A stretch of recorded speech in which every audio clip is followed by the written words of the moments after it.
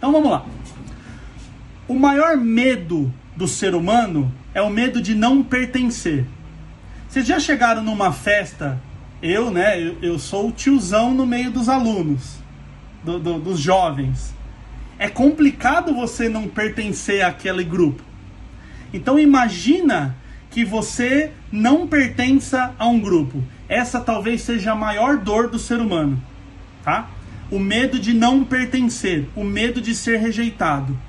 E por que, Katsu, nós temos medo de ser rejeitado? Então, existe uma explicação antropológica para isso.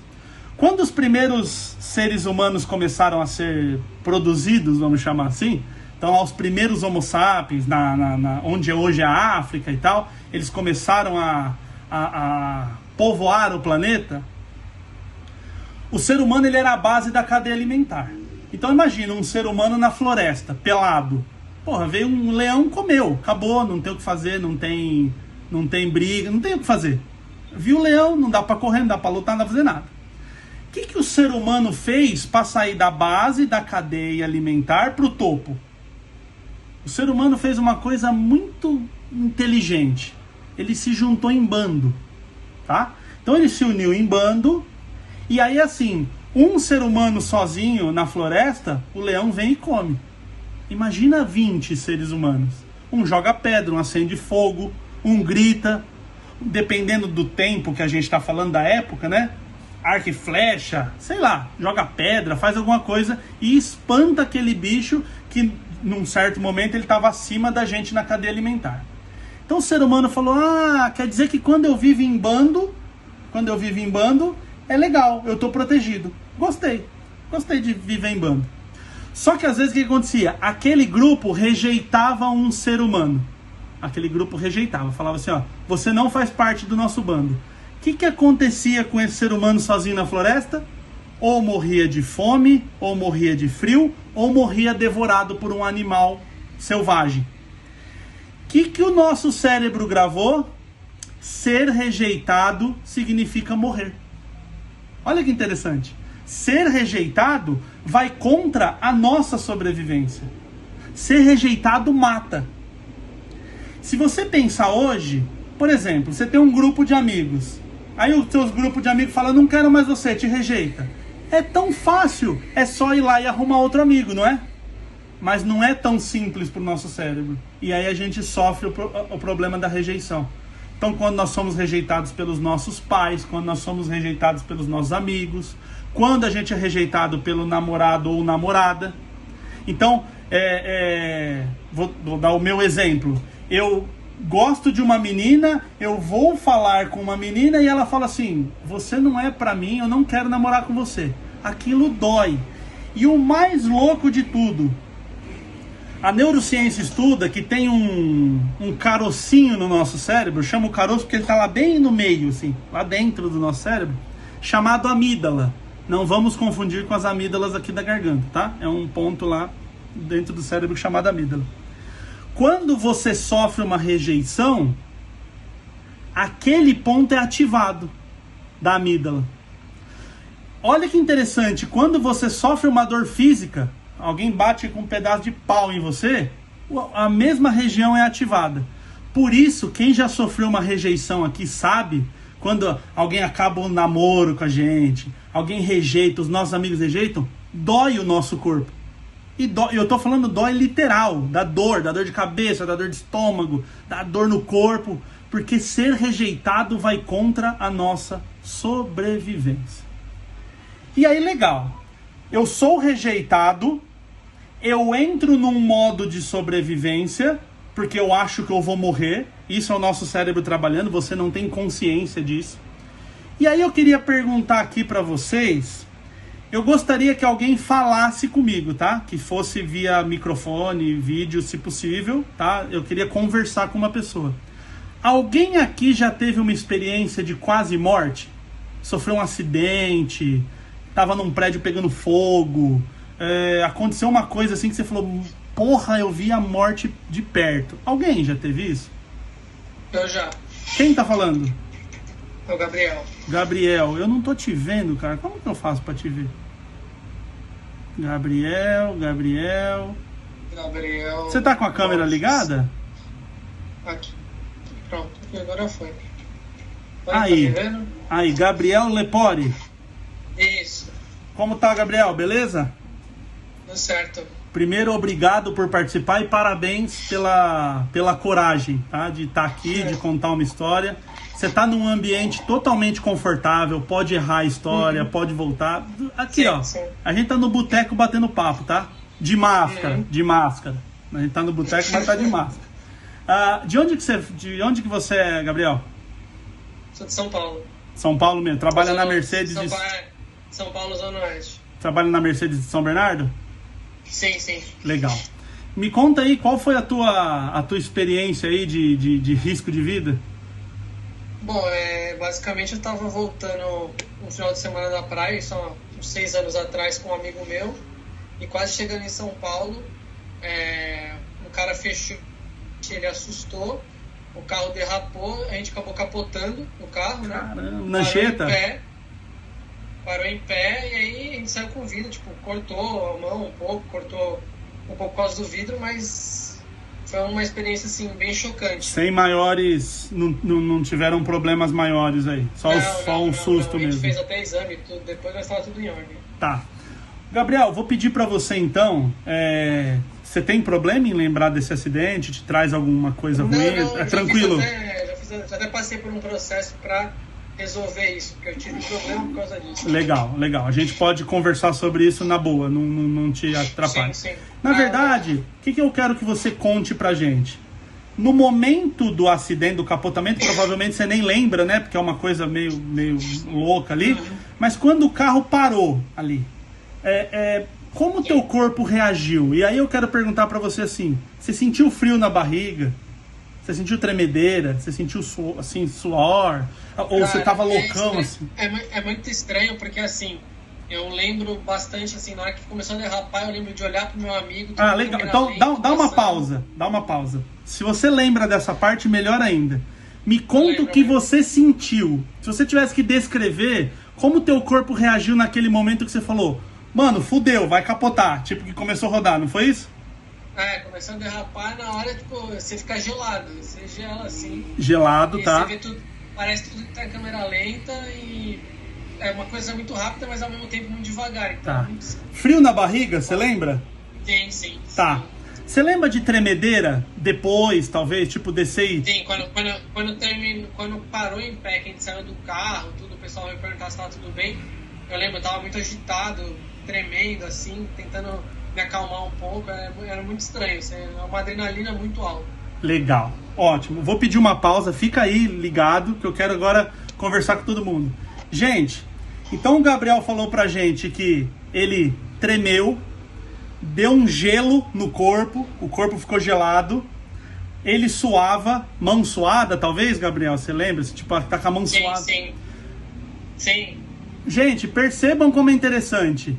Não são as mesmas características de quando a gente está com medo de falar em público? Não são as mesmas? Tremedeira, gelo no corpo, mão suada, pupila dilatada. Tem uns negócios que dilata a pupila, mas não é isso não, tá, gente? Isso aqui a gente tá falando de adrenalina, tá? Não esquece aquele outro negócio lá que dilata a pupila. Então, assim, olha como é semelhante o medo de capotar o carro, passar por uma experiência de quase morte, com falar em público. Quando você chega ali na frente, não são os mesmos sintomas que o Gabriel está descrevendo aqui pra gente? E deixando claro que o Gabriel não é combinado, né, Gabriel? Nós não nos conhecemos, estamos nos conhecendo agora. Não é combinado. Então, coloca aqui no chat pra mim. Faz sentido o que eu acabei de falar? Se tem essa ligação do modo de sobrevivência com a questão do medo de falar em público? Você concorda, Gabriel? O que você acha? Assim, eu sempre fui uma pessoa que tive dificuldade em falar em público, sempre me sentia uma pessoa muito tímida. E conforme eu fui chegando na parte da faculdade em si, mais, né, quando começou as entrevistas de estágio, de emprego, como eu precisava quebrar, veio junto com essa situação. Então eu senti muito que isso me mudou muito. Eu percebi que eu não precisava ficar nervoso, eu comecei a conseguir controlar melhor esses sintomas, né? Legal, isso é muito importante, cara. E assim, É como eu falei no começo, vai ser a tua estrelinha, vai ter o diferencial. Que curso que você faz? Faço engenharia mecânica. Engenharia mecânica. Cara, eu acho que vocês engenheiros, assim, já devia ganhar 100 mil por mês no primeiro ano da faculdade. É muito difícil, cara. É muito difícil. Eu comecei a fazer engenharia, o meu primeiro curso, quando eu terminei o ensino médio, eu fui fazer engenharia. Eu fiz 3 meses de engenharia, tirei 0 na prova de cálculo. Cara, eu não me considero um cara burro, ignorante, não. Eu sou um cara que lê, que me informa. 0, velho, 0. Não foi assim, tirei um 5, puta, foda. Tirei 0, velho. Foi muito treta, muito traumatizante. Gabriel, sim. Então era pra fazer essa ligação. Obrigado pela sua participação. Tá gostando do conteúdo? Tá sendo interessante? Sim. Legal. É um conteúdo que, assim, eu sempre senti uma dificuldade, então acho que é bem legal. Até pra quem não sente dificuldade, aprender algumas técnicas. Exato. Que ajudam. Exato. Legal, então. Obrigado pela participação, viu? Obrigado. Valeu. Então, eu vou aproveitar para fazer o merchan. Quem ainda não seguiu no Instagram é o William.Borghetti. Legal? E se vocês quiserem me adicionar no LinkedIn também é o William Borghetti, vocês vão me achar lá. Legal. Então, a gente acabou de ver o seguinte. Eu sinto a rejeição. Eu entro no modo de sobrevivência. Agora, olha que legal. O nosso cérebro tem a capacidade fantástica de criar as coisas que não existem. Tem um livro, esse livro aqui eu recomendo muito que vocês leiam, Sapiens, Uma Breve História da Humanidade. Ele fala que o ser humano só chegou no topo da cadeia alimentar porque ele é criativo. A criatividade nos levou para o topo da cadeia alimentar. Então, olha que interessante. Para eu chegar no topo da cadeia eu tenho que criar. E qual que é o problema disso? Então tudo que eu crio, essa caneta aqui, ó, ela existiu na mente de alguém antes dela ser uma caneta, antes dela se materializar. Nenhum animal consegue fazer isso na natureza, só o homem. Transformar o que ele pensou em material. O fato de eu pensar na possibilidade de ser rejeitado já me ativa esse modo de segurança que a gente acabou de ver com o Gabriel aqui. Só o fato de eu pensar. Então olha que interessante. Imaginem agora uma criança atravessando a rua. Cria a imagem, assim, uma criancinha atravessando a rua, empurrando um carrinho, toda feliz. Vem um carro e atropela ela. E ela rola por cima do carro e sangue, a criança grita. E o cara do carro vai embora e não vê a criança e arrasta a criança. Não dá uma sensação ruim? Essa história é inventada. Essa criança, esse carro, nada existe. Mas só o fato da gente ouvir isso já é ruim. E o contrário também é verdadeiro. Imagina que essa nossa apresentação estivesse sendo no Caribe e todo mundo deitado no sol. Aí o pessoal que eu tô vendo tá com a câmera ligada, tá dando um sorrisinho. Pô, gostei. Garçom, enquanto o William tá falando, traz ali uma bebidinha pra mim aqui, tá, uma geladinha, um petisquinho de azeitona. Olha como a gente se sente bem em imaginar isso. Então a nossa mente tem isso. Aí vocês podem estar falando, pô, esse William é maluco. Eu penso, então quer dizer que o meu corpo age de acordo com o que eu penso. Legal. Então pra quem tá duvidando, eu gosto de dar um fatality, assim, falar assim, cara, esse aqui prova. Pensa num negócio. Pensa numa situação que o teu corpo acredita no que você pensa. Masturbação. Aquilo não está acontecendo, mas você imagina um cenário, imagina uma pessoa, imagina 2, imagina 3, enfim, você faz a imaginação do jeito que você quiser. E aí, o teu corpo reage como se aquilo tivesse acontecendo de verdade. A gente chora no filme, por exemplo, sabendo que é um ator. Ou seja, nosso cérebro acredita, ele não sabe o que é ilusão e o que a gente está vendo de verdade. Você pensou, ele acredita. Então, se você pensar que vai ser rejeitado, você entra no modo de sobrevivência. Entrou no modo de sobrevivência, você só consegue pensar em uma pessoa. Então, provavelmente, o Gabriel que deu pra gente aí esse testemunho aí do acidente dele, quando a gente tá num momento de acidente, a gente só pensa em uma pessoa, que é na gente. Quando eu tô no modo de sobrevivência, eu só consigo pensar em mim do tipo, fudeu, como eu saio daqui?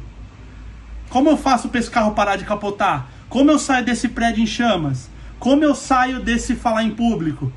Como eu vou embora daqui? Então o nosso cérebro só pensa na gente porque a gente está no modo de sobrevivência. Aí eu quero compartilhar uma tela com vocês, que é o seguinte. Vamos abrir aqui. Peraí. Aqui. Vocês estão conseguindo ver? Sim. Ciclo do medo, né? Eu não estou conseguindo ver vocês, então se alguém se der um problema aí, me avisa por microfone, tá? Por favor, porque eu não estou conseguindo ver a tela. Então nós temos aqui o ciclo do medo. Se eu entrei no modo de sobrevivência porque eu tive medo, então vamos lá. Eu tive medo de ser rejeitado, meu corpo acreditou, ativei meu modo de sobrevivência e pensei só em mim. Como chama pensar só em mim? Egoísmo.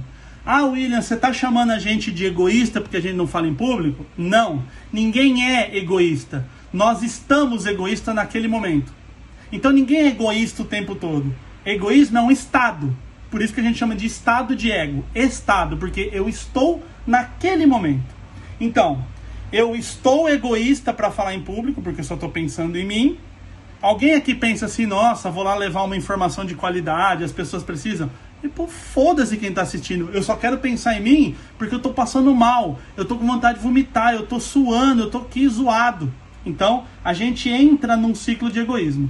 O segundo passo é, eu fico me comparando. A pessoa que apresentou antes de mim foi muito bem. Nossa, aquele aluno inteligente da minha sala vai apresentar. Nossa, meu chefe tá ali. Eu não falo tão bem quanto meu chefe. Fica se comparando e querendo ser perfeito. Olha a perfeição de novo aí. Eu quero ser perfeito. O próximo passo é a sabotagem e a depreciação.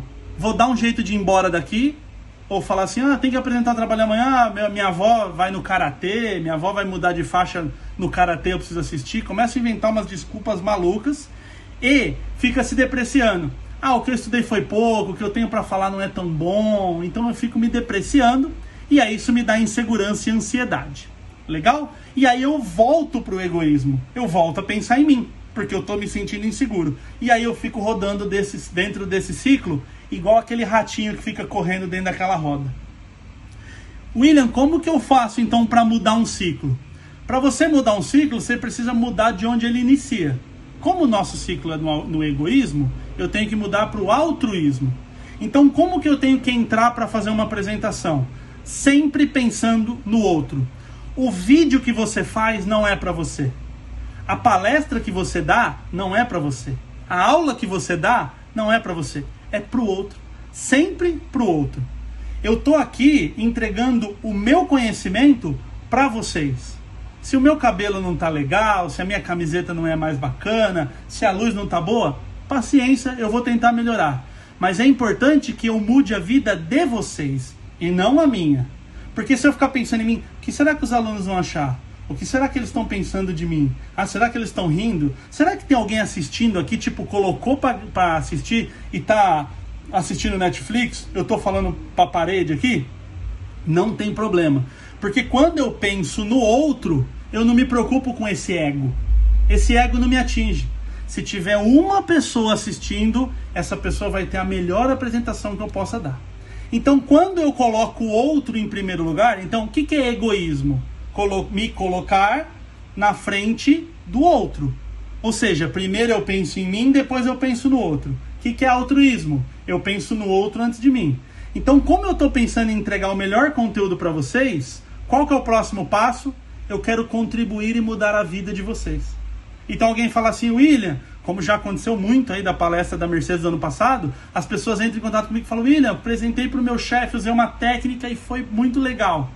Mudei a vida da pessoa para melhor, contribuir.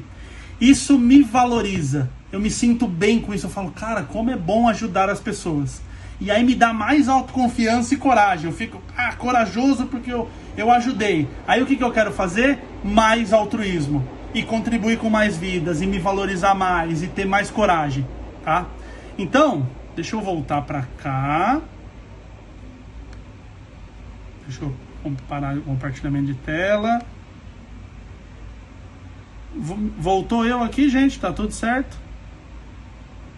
Beleza.